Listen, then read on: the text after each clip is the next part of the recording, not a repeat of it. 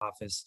We're delighted to have you all here today for our first one. Now, you may know, though, that the Colorado Broadband office has been around for a number of years, and we have had many other events, but this is the first of this type of event. And this isn't the only one. We're planning on these bi-monthly events through the duration of the federal programs for the next 4 or 5 years at least. So we're excited to kick it off today. And here's the agenda for today's meeting. Wanted to welcome you all to this event. Really appreciate your support and partnership, and looking forward to working with you over the next few years. We're gonna do a CBO team introductions. Many of you probably worked with Anthony Neal Graves or maybe with Brandy earlier this year, but we now have a full team that we're excited to introduce you to today. And we've filled out our entire team over the last few months. Many of us are new, but we've got a lot of good industry experience. I'm going to kick it over to Brandy to talk about the goals of the roundtable. We're going to talk about the Colorado Broadband Roadmap, which was recently released, and then we're going to leave plenty of time for Q&A. So with that, we'd like you to meet the new CBO team. I'll kick it over to Megan Gernert on our GIS mapping team. These are our, by the way, these are our 4 different sections of our program. We've got GIS mapping, some community engagement and communications folks, a program team, and a compliance and policy team. And Megan, kick it over to you to introduce your team. Thanks, Mark. So I'm Megan Gernert. I am the manager of the Broadband Data Program. So we handle all the GIS and mapping. I think most of them are on the call. 2 GIS technicians, Colin Schulte and Adam Nazarian. If you submitted data, you probably saw those names, as well as Christy Ganser, who is our data and communications manager. And then Holly Straley is also on the call. She's our new GIS developer, so she's working on our applications and automation. Thanks, Megan. Next, I'll have Lauren and Delia introduce themselves. They're part of our community engagement team. Go ahead, Delia. Perfect. Thanks, Lauren. Good morning, and thanks for joining us this morning. My name is Delia Sanchez, and I am the community engagement specialist for the Governor's Office of Information and Technology. I have been with this office since the end of June, but previous to this, I have worked with Denver Public Schools for over a decade, playing different admin roles and always supporting the Latino refugee population here in Colorado. During the pandemic, I was actually a Dean of Operations and COVID advocate, planning, organizing, and managing the distribution of technology to our families and students in need. And that's when I realized the desperate need for better internet connectivity and the digital literacy for our Colorado families. So when I found out about this job, I was like in heaven, because this is something that I want to keep working for and advocating for. So back then, I had the pleasure to support our community by providing technology and being able to refer them to organizations that help families understand the basic needs of connectivity and help them catch up and compete and to adapt to the challenges that we were facing back then during the pandemic. While this was happening, I made sure that our school didn't lose money during October count. And I don't know if you guys are familiar with it, but it's basically a student funding eligibility. And we were the only school that didn't lose funds during the pandemic. And for this, I was actually congratulated by the district. And I am happy to be here today, getting to know all of you. I'm open ears, and I want to know how is that I can support your community. What is that I can do to help you during this time? So please feel free to email me if you have any questions, if you would like me to attend your monthly meetings so I can get to know all of you better. So once again, thank you so much for joining us this morning. Lauren? Thanks, Delia. Hi, everyone. I'm Lauren Francis. Many of you have probably already seen my name or heard my voice because I'm the communications department. So I support mainly the Advanced Colorado Broadband Grant Program, as well as a lot of Delia's community engagement efforts around the grant program. So nice to see you all again, and thanks for being here. Thanks, Lauren. So that's our community engagement team. And next is the programs team. I'll kick it over to Kendall Kramer to start off. Thank you, Mark. Good morning, everyone. I'm Kendall Kramer. I joined CBO also at the end of June. I am a program specialist focusing on the federal funding that's coming our way to the state. I have about 10 years of experience working in grants, 5 years specifically with nonprofit, and then 5 years with municipal governments, 5 years here in Colorado. Worked with about several of the state agencies, CDOT, CPW, other agencies such as History Colorado, GOCO, with administering those grants, securing those grants on behalf of specifically the city of Montrose here in Colorado. Really looking forward to working with CBO. Like I said, have a lot of experience with the grant compliance side of things. I've worked on a lot of different projects involving infrastructure, whether that be roads, parks, and I've also partnered with nonprofits as well on community development block grants. So a lot of experience in the grant field, and looking forward to helping with these projects that are coming our way. Thanks, Kendall. Now he's our resident Western Slope representative from CBO over in Montrose. So for the folks down that way, be sure to reach out to Kendall. And then we've got 2 other program folks. Let's kick it over to Haitham Ali. Yes, hi, good morning, everybody, and thank you for being here. My name is Haitham Ali. I go by Ali, make it easier. I am Senior Project Manager for the Colorado Broadband Office. I've been here since the end of June as well, same time as Kendall.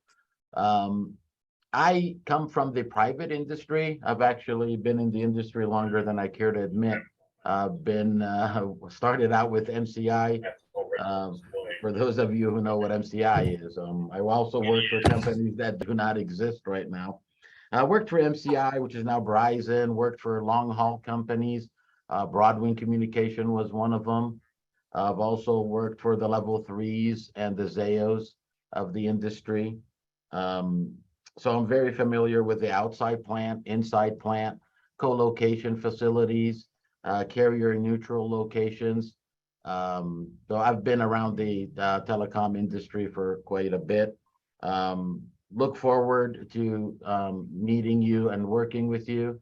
I'm one of 2 project managers for Colorado Broadband Office, and if there's anything that I could do to help or support anybody in the industry, I'll be more than happy to do so. Thanks, Ali. And we have a slide later in our deck that we for our 2 program officers, we've divided the states up. And so Ali's got about half of the regional planning regions, and Mike Murphy has the other half. And so we'll turn it over to Mike Murphy for his introduction as well. Thank you, Mark. Good morning, everyone. Michael Murphy, been in the telecom industry for, like Ali, longer than I'd like to admit. From an ISP side, also on a private side, building, designing, supporting, as well as selling networks. So happy to be here on the broadband office, and looking forward to the successes that we achieve here together. Great, thanks so much, Mike. And then I should introduce myself, Mark Caldwell, again, Senior Manager for the broadband office here. My background, I spent about 8 years in Washington, D.C., working in the House and the Senate. I had a boss who was on both the Appropriations Committee, so we had the FCC's budget among a bunch of other agencies, and also on the Commerce Committee. And so we had the authorization side for both NTIA and the FCC. So I know a lot about those agencies and have a lot of relationships at the federal level. When I first moved to Colorado in 2015, I worked for Dish Network for a year.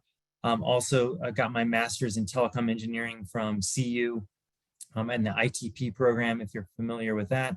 And then the last 4 years, I've been working at a nonprofit that was a Spectrum license holder in the 2.5 gigahertz band. So very familiar with wireless and 5G and fixed wireless. And I joined the office in July and really excited to be here and meet all of you and work with you for the next few years. And then finally, we've got a couple representatives on the compliance and policy side. Let's turn it over to Allison, Terry, and Paige. Allie, why don't you go first?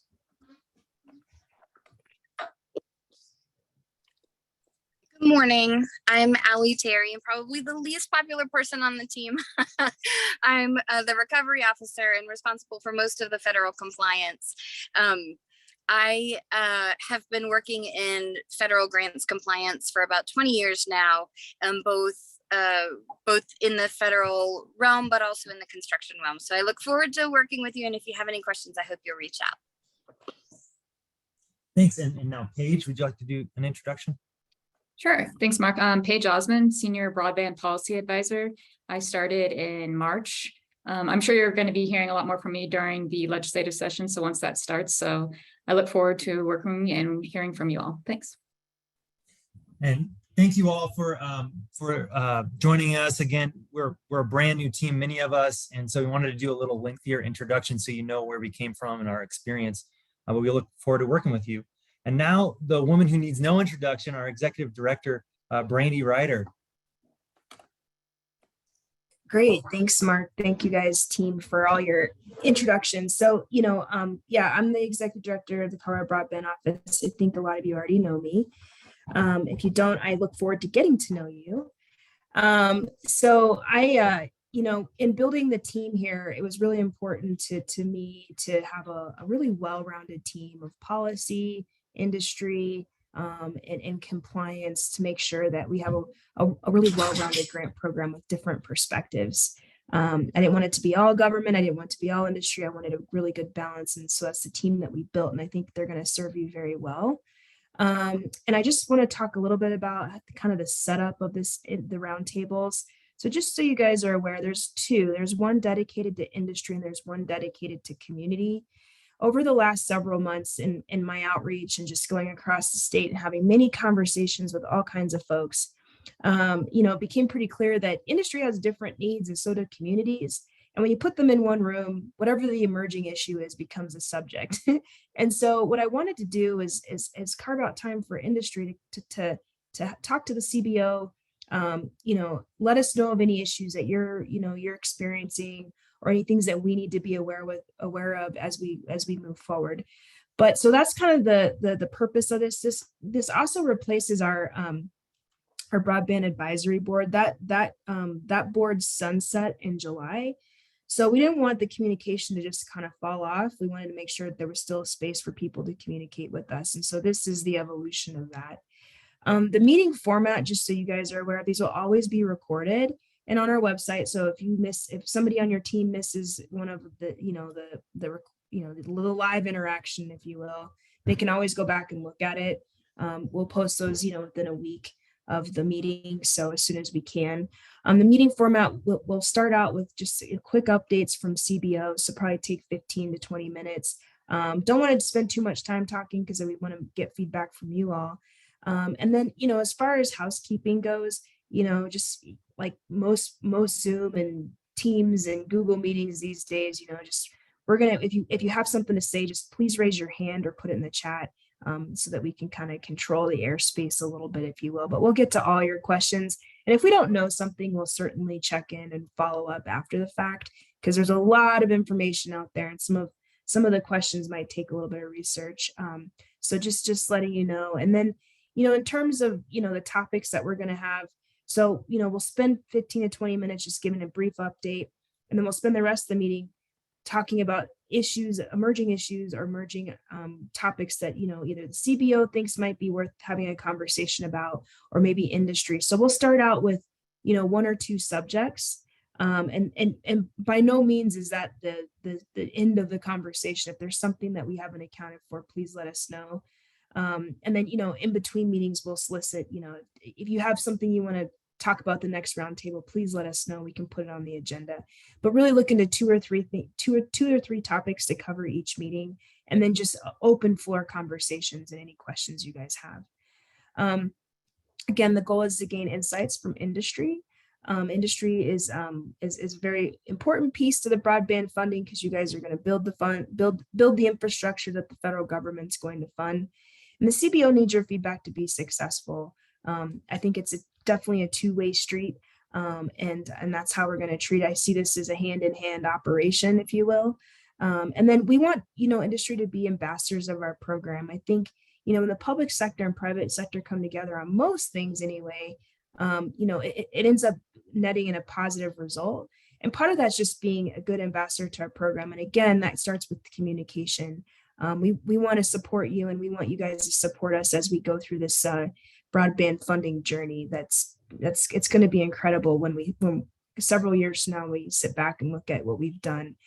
And the CBO, as always, is committed to being transparent about our activities. That's number one. In all of our outreach, our programs, anything that we're doing, we're constantly thinking about, making sure that we communicate with our stakeholders, solicit feedback. We have been incredibly hands-on over the last several months. And so we want to continue to do that. You will have several touch points with us over the next several years. And so we'll publish our documents. If you ask for something, we'll get it to you. Just give us a little bit of time, but we'll get you the information you need. So we're going to be really transparent, and the transparency will also trickle down to our grant making, our program design, giving plenty of transparency there. That's a high priority for us. Next slide. So I want to talk a little bit about the roadmap. This was a deliverable or directive that was given to the CBO by the Governor Polis to publish a roadmap by August 31st of this year. We did that. The broadband strategic plan is not published. Ideally, I would have liked to have published that with the roadmap because the roadmap explains the strategic plan. So if you read it and you feel like you need a little bit more context, that's because the context is coming. Hopefully by the end of this week or early next week, we'll be able to put the broadband strategic plan out there. It's way more detailed. It talks about calculations, methodologies. It has a lot of data in there. And the roadmap was based off of the data in the strategic plan that was created by our consultants. So I know our mapping folks have data, and then we have the broadband strategic data. So if you're wondering which data set we use the strategic plan. It wasn't because our data isn't good. It's just the consultant, they had their own data set to develop that plan. So that's the rationale for it. But as always, we're trying to strive to providing 99% of Colorado households with high-speed internet by 2027, 100 down, 20 up. And it has to, and obviously preference is to scale up to, 100 symmetrical. So those deliverables have been out there for a long time, our objectives. Part of the roadmap also talked about creating a transparent process and ongoing feedback from industry and community. So this is these industry roundtables and community roundtables satisfy that. And then we created individual plans for K through 12 distant learnings, library, tourism, state parks, telemedicine, state prisons, federally recognized tribes and rural communities. The tribal plans we're still waiting on. So if you read the document and you didn't see the tribes, and they were still working with them on their plan. So that's the gist of the roadmap. And the roadmap accomplishes all of these goals that were in the executive order. Go to the next slide. As a result of the broadband roadmap, we came up with 4 goals. Obviously our 99% goal, that's kind of our North Star, if you will. And I know the federal government has a 100% goal, but I mean, we 99%, 100%, definitely want to get 100%, but 99% is great too. And then we have a digital inclusion equity goal. So expand digital inclusion and adoption to achieve affordable access and digital literacy by 25% by 2027. I will tell you the 25% is just kind of it's a benchmark. It's we wanted to start somewhere. It's not the floor. I would love to do it by 100%, but we want to be able to benchmark against this goal initially, and we'll have to revise it if we run into any issues or we're definitely crushing it and it's way beyond 25%, best case scenario. And then goal 3 is enable Colorado to thrive by fostering and supporting a digital economy by 2027. This aligns with the EO, and it speaks mainly to what the state government can do to facilitate a digital economy. So digital government, broadband infrastructure is one of them. policy, procedures, regulations, and so forth.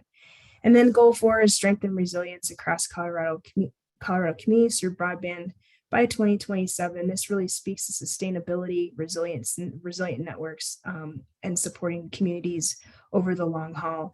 And so there's a lot of activities and initiatives underneath each one of these goals. So those are recommendations. What the state ends up doing is to be determined, but it's a good start. The plan is a living document. I will likely have to go back and revise it next year, especially as we get through the BEAD 5-year action plan. So what you're seeing in there is a really great start.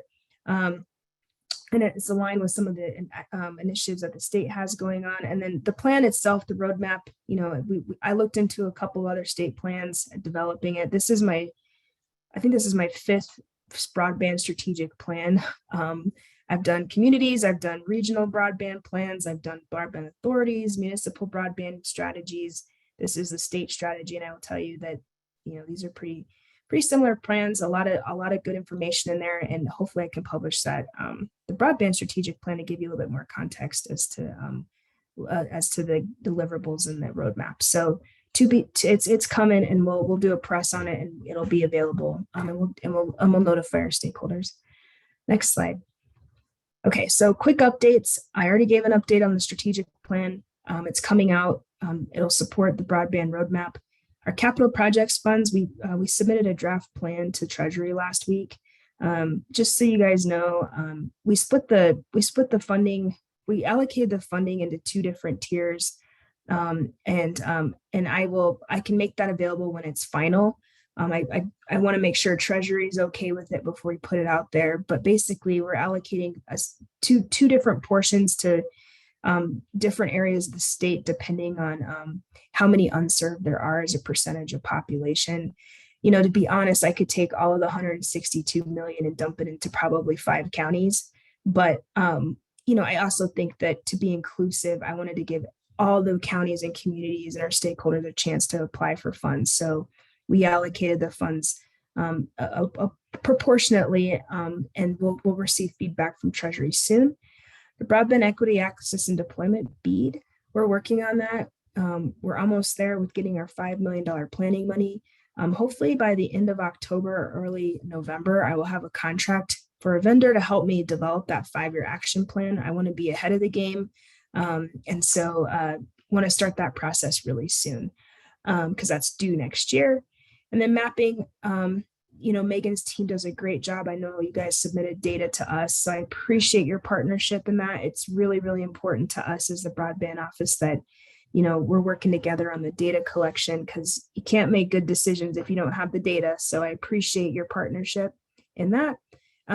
Like I said, we onboarded our consultant, and hopefully over the next 2 to 3 months, we'll transform our mapping and get more granular data to help you all on your planning, but also help the broadband office. And so we're really looking forward to that project. We are tracking to make challenges to the FCC. That process opened to states last week. We are working on identifying addresses and locations that are missing from their maps, because that's the first phase of the challenge process. And so there's no deadline for submittals. I do know that they're going to have their draft map after this challenge, the first phase of their challenge process, available in early November. So we're working on some ideas around how to run a public process on identifying missing data for the location maps and giving those to or communicating that to the CBO, and so that we can make those challenges. So we're on track to do that. As you guys know, that the mapping piece is critical for BEAD, because it determines our allocation as a state. So we're tracking, and we'll successfully make those challenges according to FCC guidelines. So I'll stop talking there. This is a little bit longer than I wanted to, because I want to make sure I leave some space for you all to talk. So what I'm going to do is I'm going to let Mark facilitate the Q&A. We have a couple of questions for you guys. And of course, it's just to start the conversation. Obviously, if there's something that you want to talk about this morning, certainly let us know. And we're all ears. So go ahead, Mark. Yeah, thanks. And I see your question in the chat, Jeff. We'll get to that in a moment. These are just a few prompts to get the conversation started. A couple things that we as a team wanted to ask you all and get your feedback on. We wanted to know if any one of our industry partners plans on challenging the FCC maps. We also would love to hear your thoughts on ways we can reduce barriers to deployment, things that make it either easier, more efficient, less costly, that you have in mind. And then finally, for those who are working with other states and tuning into these types of events in other places, we'd love to hear how we're doing compared to other states and see if there's lessons we can learn or best practices that they're incorporating that we can maybe adopt as well. So with that, let's get it kicked off. Jeff's first question here is, have you announced who the mapping consultant will be? Yeah, so we have a contract. The vendor that is helping us is Esri. Esri is partnering, and Megan, maybe you can help me with the actual fabric mapping sub-consultant with that, but they're the prime. Megan, do you know who our mapping vendor is, Yeah. the name? Yeah, so it's Esri, and they're partnering with G73 for an address data set. Thanks, Megan. Thank you. No problem. Any other questions? Topics you want to discuss?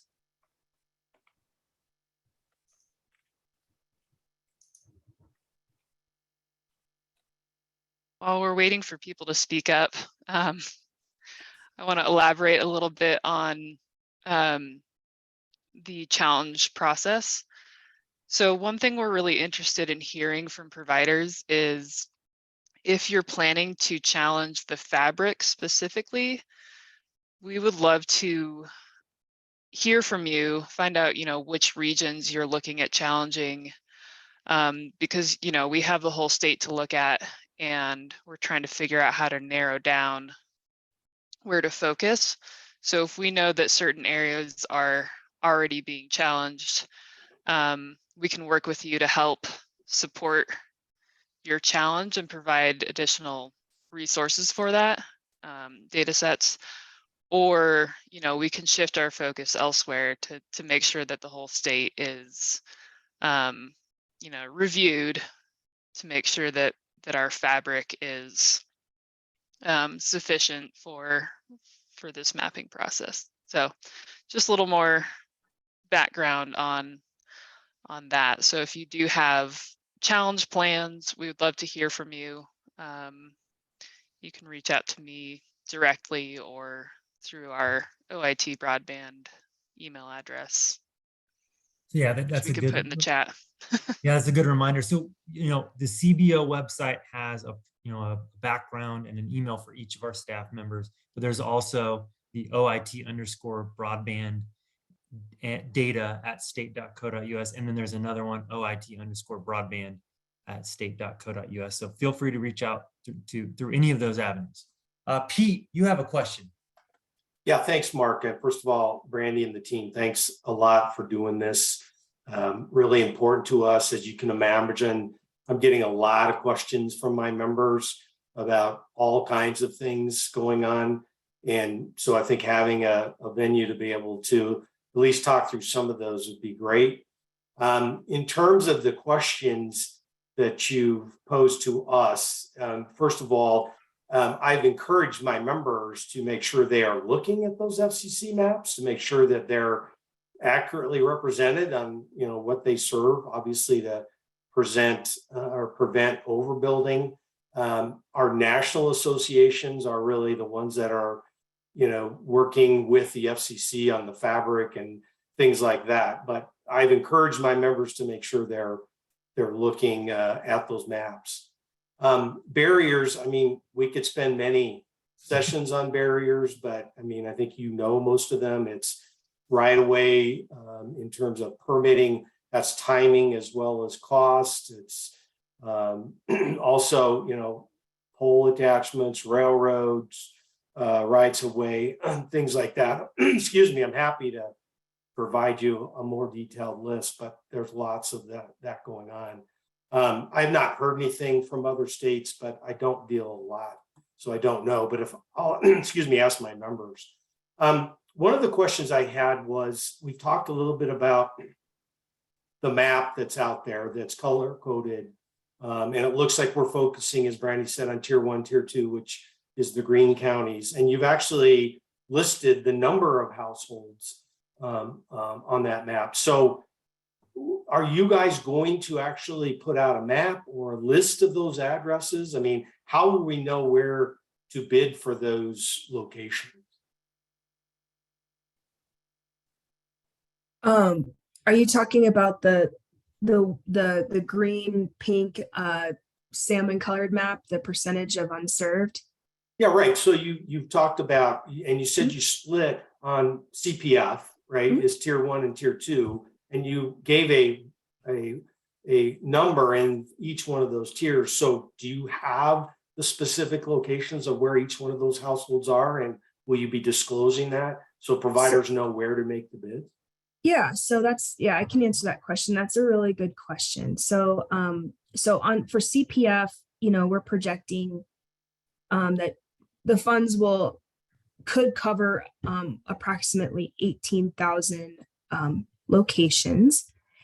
And the number was derived by our cost per household served, and we divided it by the number, the funding that was available, the 162 million. So it's not, there's a calculation behind it, but it's an estimate because we don't have all of the, I mean, we do have data in the CBO for that to kind of look at some of those locations.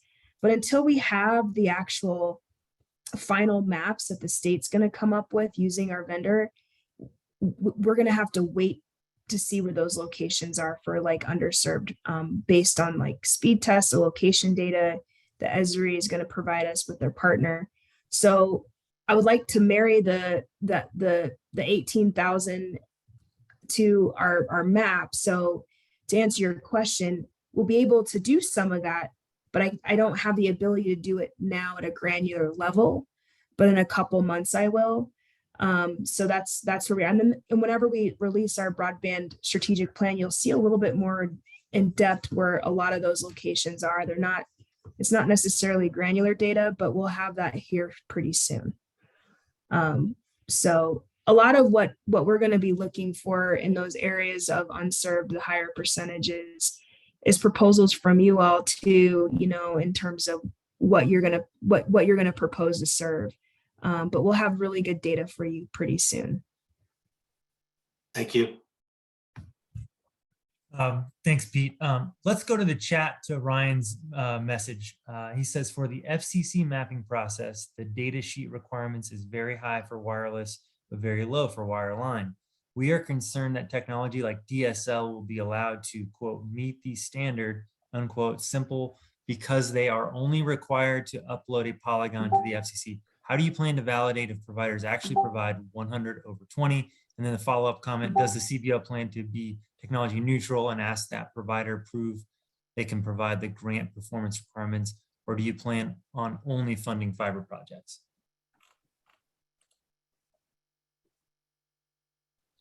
Megan, you want to take the mapping piece of that, or if you have a follow-up for him, that's fine too.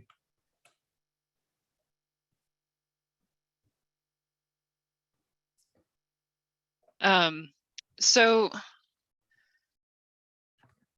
I understand the concern. We don't really have a process in place for validating whether they're actually serving 100/20 other than comparing it to speed tests. We do understand that speed tests aren't the answer to everything, but they can help us understand where those speeds are being reliably met. But it's not necessarily a data set that we use to remove eligibility or say that someone is not serving that. So just because a speed test isn't being taken there or doesn't meet that speed, it doesn't mean that's not being delivered. So we understand that, and we use our speed test data. We take it with a grain of salt. We understand how the speed tests work. So that's sort of the only validation that we have along those lines. Yeah, and hopeful with and Megan, maybe you can expand on this. Hopefully with our mapping project, we'll be able to have a little bit more validation. Is that kind of the goal there once we get those maps completed? Yeah, so we'll be able to integrate the speed tests into a more complete picture, so that it's not just availability data or just speed tests. I think this project will help us combine those together and provide more of a realistic picture of what the actual broadband service is throughout the state. Great. I'll answer the next part of that question. Does a CBO plan to be technology neutral and ask providers, ask that provider prove that they can provide the grant performance requirements? Or do you plan to only fund fiber projects? You know, I get this question a lot. You know, the CBO is going to fund what's in the parameters of the NOFO of BEAD, or well, the NTIA and Treasury. So, you know, if BEAD says technology neutral, in some cases it does, we can do that. So, you know, we're following our federal guidelines. And the federal guidelines do speak a lot about, you know, the performance of these grants. And so, you know, if you've read those, the guidance, that's what the CBO is going to be held to. We don't have a lot of flexibility on what we can do or color outside of lines, but, you know, fiber is great. You know, I would love to have fiber be everywhere in Colorado, but the truth is it's probably not. So there'll be room for alternative technology mixes as allowed by the NTIA and Treasury. So that's the answer to that question. How do you plan to capture the speed tests on mass per location or provider by town? Megan, do you want to take that? Yeah, so we have Ookla speed test data statewide. So that includes any test taken within Colorado, whether it's fixed, mobile, pretty much anything. And we can narrow that down based on how precise the location is. So some of them, you know, we have the location within some number of 100 meters. Some of them are more general, like we know it's in this town or county, so we can narrow it down that way. We also have, we're working on updating the speed test that we host, which has a survey attached to it.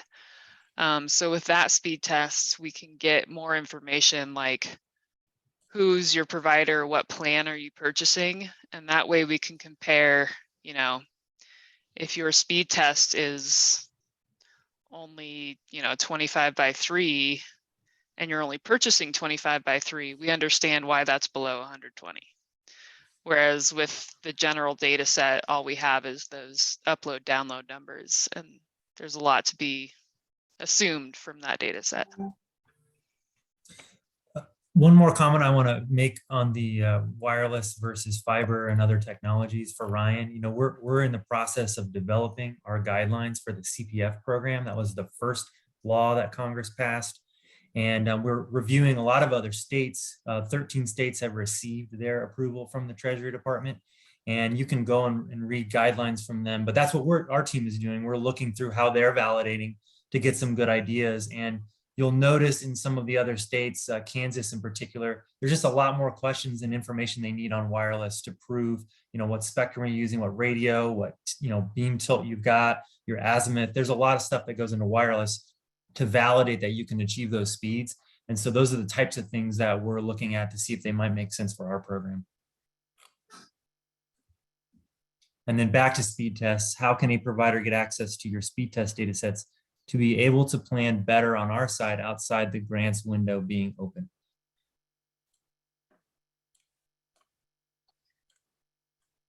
I'll have to look into the details on that and get back to you. We are not allowed to share the detailed information since we have that under a license agreement. but we can help support, your data discovery and find a way to make some of that information available to you.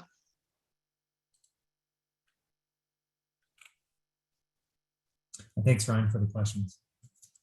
Other topics you'd all like to discuss? We've got about 10 or 15 minutes left here.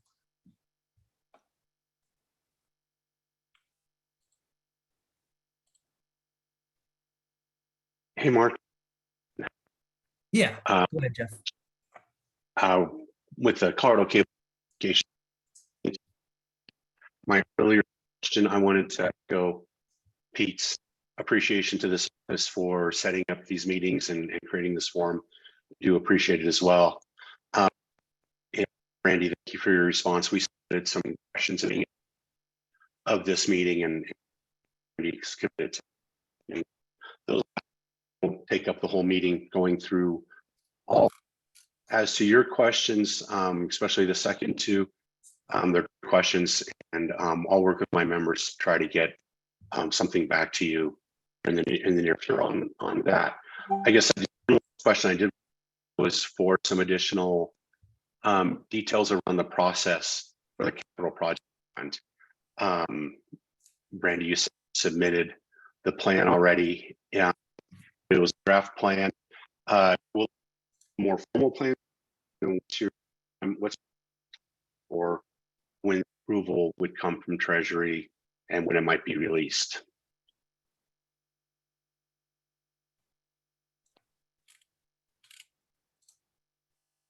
I had a little trouble hearing that, but I think the question was, we've submitted our plan to CPF to Treasury. When will the formal plan be released? Is Brandy still with us? If not, I can handle this one. So yeah, some of the other states submitted a while ago and they've already been approved, but as you can imagine, the deadline's approaching in 4 days. And so a lot of states are submitting theirs now. There's typically a curing process. So like the BEAD NOFO, the BEAD planning grant, for instance, we had to go back and forth, still are, with NTIA before they will formally approve that money for us to then begin our planning process. The same thing will happen here with Treasury. We've submitted it, they're reviewing it. There'll probably be some curing that goes on for a little while, but we do anticipate getting the funding approved by the end of this year.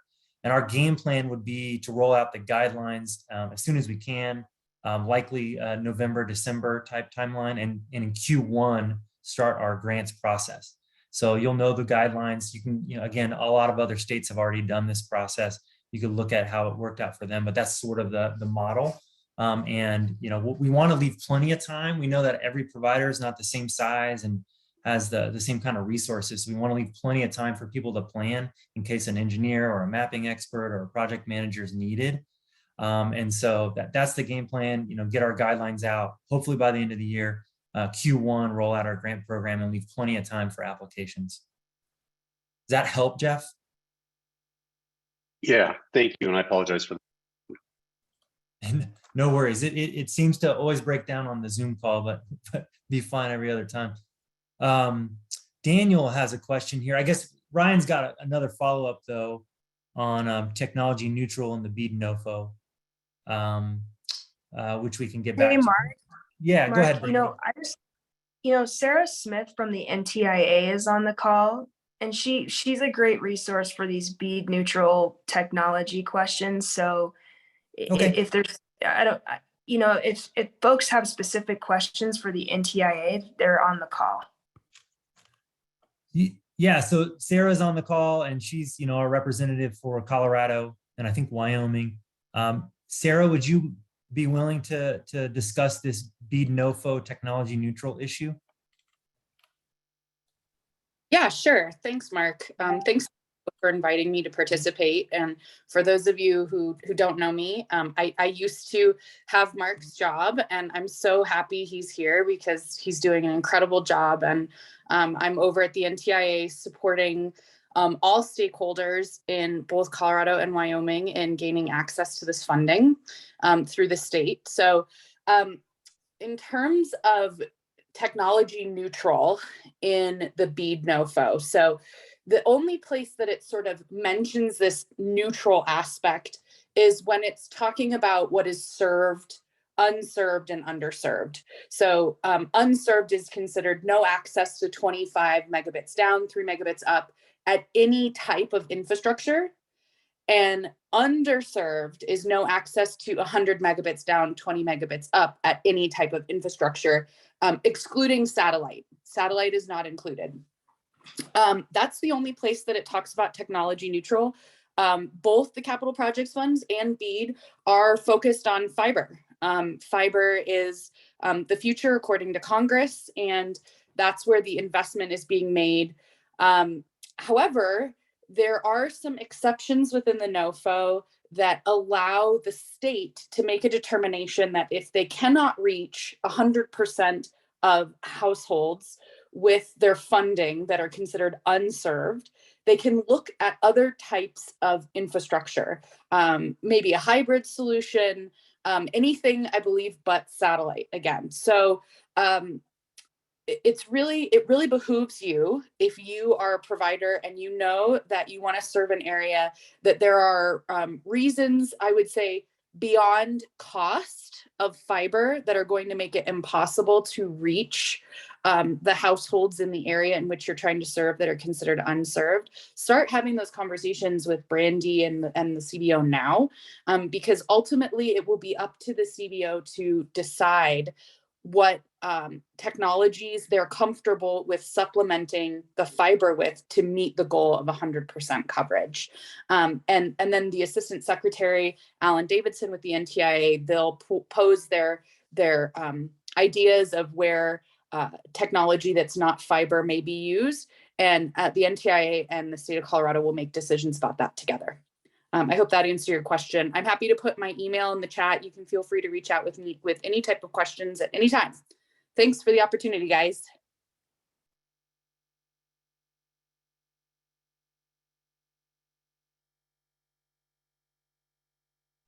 Sorry, I couldn't unmute for a second, but thanks so much, Sarah. We're sad to see her go, but we're so glad NTIA was able to bring her on board, and she's been an incredible resource for our team. Again, she'll put her email in, or if you can't find her, we're happy to track her down for you. So back to the questions. I think Daniel has the next question. Is there a preference or limitations on whether a new unserved area which is submitting for a build out should be structured to be owned by a municipality, private industry, and or public-private partnership? There are some recommendations in the Treasury guidelines, but the way we'd like to structure our program is, the best project that's going to achieve the outcome should win. And so that's how we're developing our scoring guidelines. I don't think we have a preference for whether it's owned by a municipality, a private industry, or a partnership. We want to look at, community support, who you're serving, where you're serving, what kind of technology. And, some types of providers have a different type of ROI and a timeline on how they want to potentially get their money back. And that's not really for us to decide. That's for you all to submit your best plan with the highest match you can tolerate. That's going to, and community support to prove to us that, the folks on the ground really want you as a provider. So those are the types of things that I would say, we don't have a preference for the type of provider.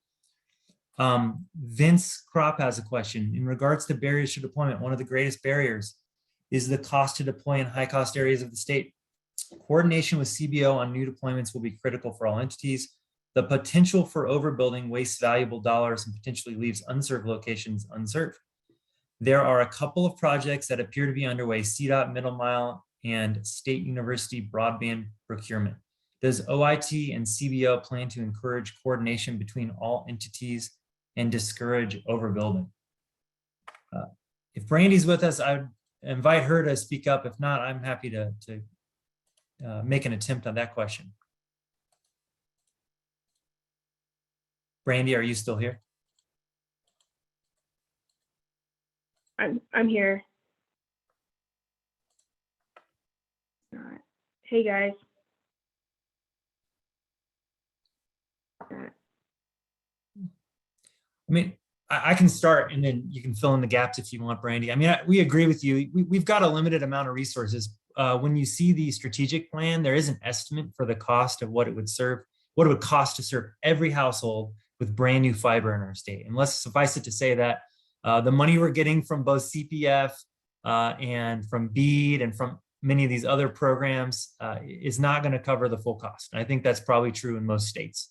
So, you know, we don't want to fund projects that are going to not help us achieve our goal. And remember, our goal is set by the governor, 99% of households by the end of 2027.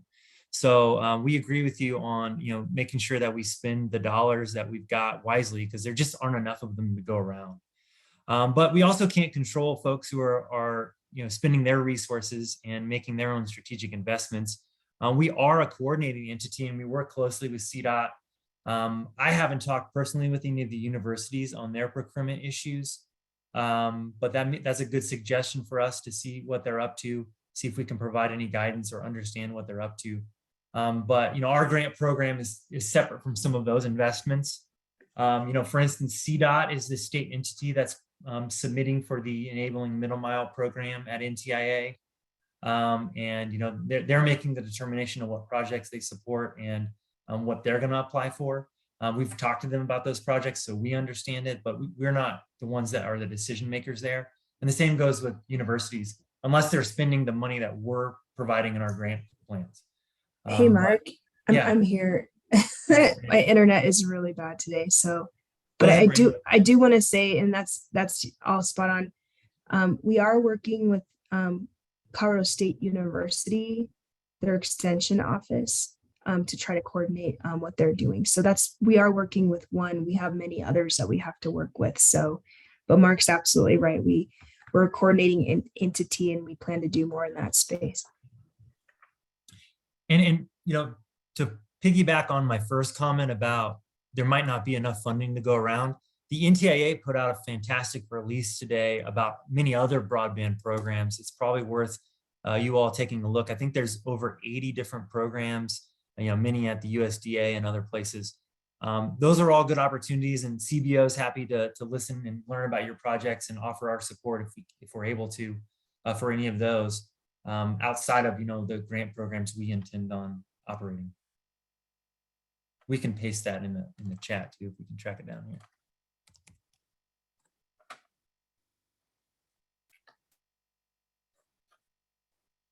Any other? Oh yeah, thanks, Christy, for that. Any other comments or topics? We have just a couple more minutes. And again, we're always happy to take emails or set up separate phone calls if you'd like to share your thoughts with us at another time.